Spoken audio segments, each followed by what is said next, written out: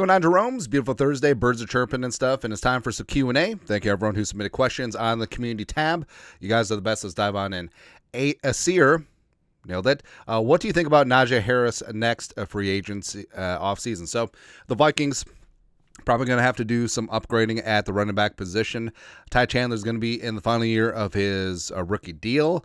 Aaron Jones is on a one-year deal. Who knows what happens? Cam Akers is on a one-year deal. Who knows what happens? Although it would be funny. Cam Akers signed somewhere else, and then at the trade deadline, hey, Cam, you're never going to guess. Welcome on back, baby. But the Vikings are an interesting spot. So I feel like the devaluation of the running back has ceased. Right? I think it hit bottom, and it's bouncing back, and you see the value of a run. It's not just plug and play. You can't just get a 7th rounder or UDFA to just plug in. Sometimes you can, but usually you cannot. And also, what's paramount in the Vikings offense is a competent 3-down running back who can catch the ball in the backfield and pass protect. Right. So that's why great athletes like Ty Chandler as well as King Kenny and Wangu just don't click, with this offense, right? You do need mature runners like a Aaron Jones or a Cam Akers. And Harris, I always felt like Harris is underrated. Maybe it's because his lack of production has become a meme, and maybe Jalen Warren runs a little bit harder, and maybe it's because he looks like Anne Hathaway. I can't explain it, but the meme is true. I don't know, but I feel like he does have a lot of tread left on the tire, and I do think that he, in the right spot, would become a monster, just like he was back at Alabama. But free agent running backs next offseason, where the Vikings are going to have significant draft cap space. Draft capital, not so much. But let's see here. Connor's having a big time here for the Cardinals, man. Aaron Jones, of course. I don't know, maybe they're running back for 1 year, but either way, you definitely want to supplement at the running back position. Najee would be interesting. My name's Jeff. A.J. Dillon, who's coming off that's missed season this year. Nick Chubb, getting up there in age. I don't know. Javonte. There's something off about Javonte, and it might just be the fallout from that ACL. I don't know. Zeke, no. Madison, no. Himes. Amir Abdullah. Amir Abdullah's still in the league and still producing, man. Love to see that. J.K. 2K Dobbins, proving that he's healthy with the Chargers. He'll probably re-sign there. So I don't know, but with the draft, of course, the 1-1 is Ashton Genty, which may be out of the range for the Vikings. Although Judkins at Ohio State, formerly of Ole Miss, he could do it too. Ollie Gordon is a stud as well. Caleb Johnson from Iowa is no slouch. You look at Taj Brooks, Trevor Etienne, Travis's brother. So there's going to be some interesting running backs in this class. So I don't know. If they don't bring back Aaron Jones, maybe they take a swing on a guy like Najee Harris and they supplement in the draft, but who knows. Next, Wesley White, Mr. White. When Florida sends these big 6-7 man blitzes, why are the corners playing so far off? I would think you would want to stop those 3-4 yard throws that usually end up being 6 and 7 yard gains by pressing, getting hands on the receiver. You would think so, especially when you have a quarterback who's competent and understands the blitz is coming, so he checks hot and he throws quick just to get the ball out of his hand.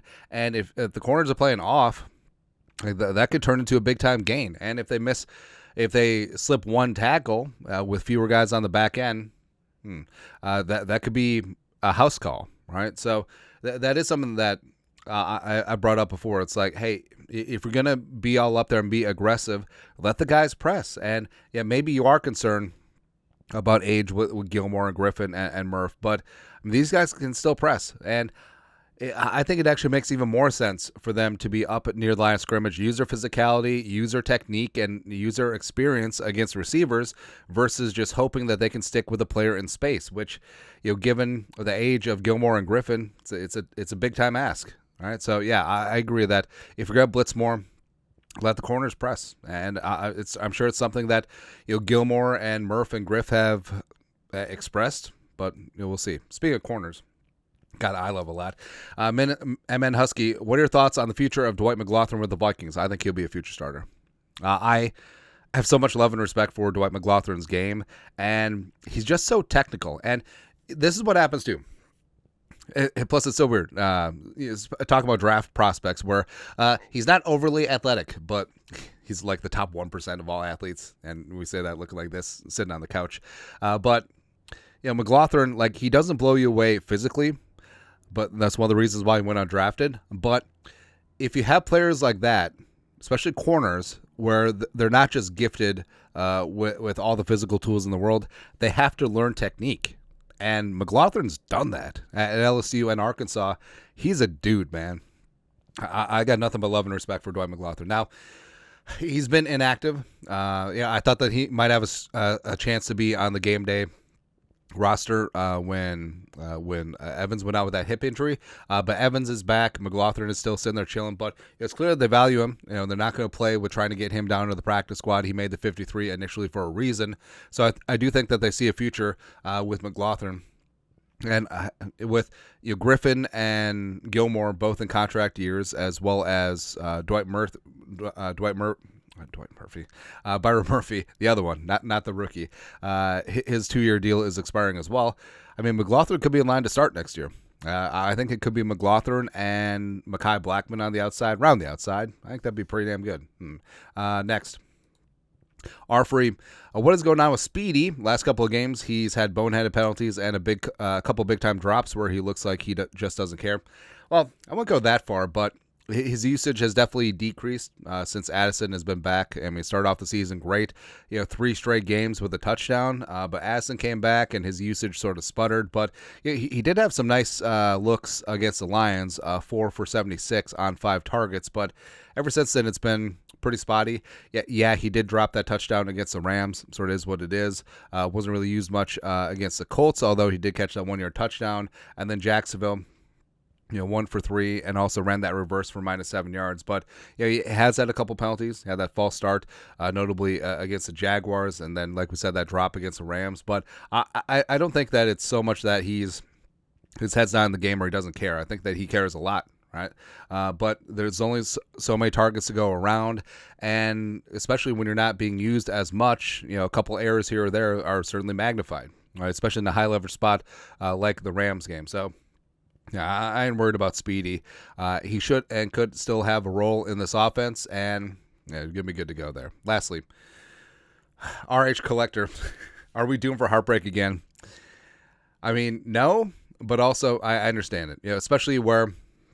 The Vikings came into the season with 0 expectations, lowered expectations, a full rebuild season, and you have your rookie quarterback with J.J. McCarthy. But then you start off 5-0, then you drop 2 close games, notably against the Lions, who may be the best team in the National Football League right now, and it really pisses you off because if the defense would have gotten its ish together in the second quarter, or if the Vikings just make a play, get a freaking first down at the end of the game, they beat the Lions. All right, and that would have been a great feather in the cap, but didn't happen, is what it is. But now, like at 7-2, who would have knew? And in this stretch, the Vikings can certainly rack up and stack up some wins. It wouldn't shock me at all if they end up 10-2 after December 1st against the Cardinals at home. And then you get into the playoffs, right? So what happens in the NFC? Do the Vikings push the Lions? The Lions drop a couple where the Vikings are able to get back in the race? Don't know. But I don't know. Like I feel like this season, because everyone came in with sort of whatever expectations. I mean, like even the most hardcore Vikings fans were like, okay, let's just get 9-10 wins, push for a wild card and go from there. But a lot of people, took the under on 6.5 wins for the Vikings. And this isn't a moral victory, house money situation, but it kind of is the latter, And the future looks bright either way. Like, this isn't an all-in veteran team because, by average, the team is older, but there's a lot of outliers, like we explained with Harrison Smith and Gilly and DePaula, etc. But the core of J.J. McCarthy, Justin Jefferson, Christian Darrisaw, T.J. Hawkinson, Jordan Addison, Diamond Dallas Turner, Ivan Pace, Blake Cashman, Jonathan Grenard are all of a reasonable age, and they're all young, and this team is going to be together for a multitude of seasons. So I think it's more, the season is what it is, and you're going in, you're hoping for the best, but you're also obviously prepared for the worst, right? And it is what it is. But either way, the future is bright, and that's got to make you feel good. Make me feel good either way. So there you go. Also, I think one of the news channels, I think like WCCO, like found the ladies from this picture. It's kind of crazy because like they're all, time stops for no one, but I mean they're all like grandmas and moms and stuff now. It's kind of crazy. They're like, this is the worst day of my sports profession life. You just wait till 2009 or 2017. We laugh so we don't cry. Anyways, that's it. Q&A. You guys are the best. You know what to do. Skull production value.